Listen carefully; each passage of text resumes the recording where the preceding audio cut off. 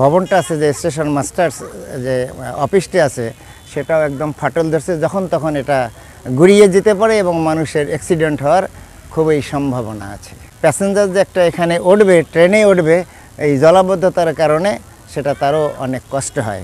তো যাই হোক, ঊর্ধ্বতন কর্তৃপক্ষের আমি এই মুহূর্তে দৃষ্টি আকর্ষণ করছি, তারা অনতিবিলম্বে এটা পরিদর্শন করুক এবং এটা মেরামত কার্য শুরু হোক।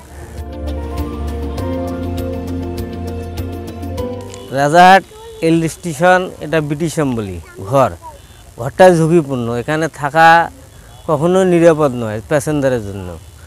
তাছাড়া রোডে এই গাড়ি, বিশেষ করে গাড়ি চড়ার সময় ওঠা এবং নামা যে কষ্টটা হয়, প্যাসেঞ্জারের এখানে খুব ঝুঁকিপূর্ণ।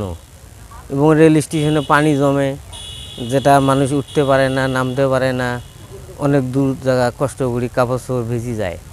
কিন্তু এটা তো ঘর যে কোনো মুহূর্তে ভাঙি পড়তে পারে।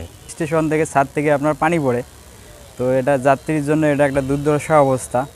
তাছাড়া আমাদের প্ল্যাটফর্ম নাই, আমাদের যাত্রী যে গাড়িতে উঠবে তার জন্য কোনো প্ল্যাটফর্ম নাই। গাড়ি থেকে আমাদের মাটি প্রায় 3 ফিট 4 ফিট উঁচা, যার কারণে প্রতিনিয়ত দুর্ঘটনা ঘটতেছে।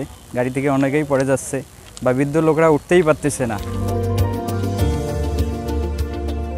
দীর্ঘদিন থেকে রাজারহাটে দেখে আসছে যে স্টেশনের জরাজীর্ণ অবস্থা, একটু বৃষ্টি হলে হাঁটু জল বেঁধে যায়, যা তারপর হচ্ছে যে স্টেশনে ফাটল ধরে। আবার বৃষ্টি আসলে বা এমনি স্বাভাবিক অবস্থায় থাকলে ভেতরে দেখবেন কুকুর শুয়ে থাকে।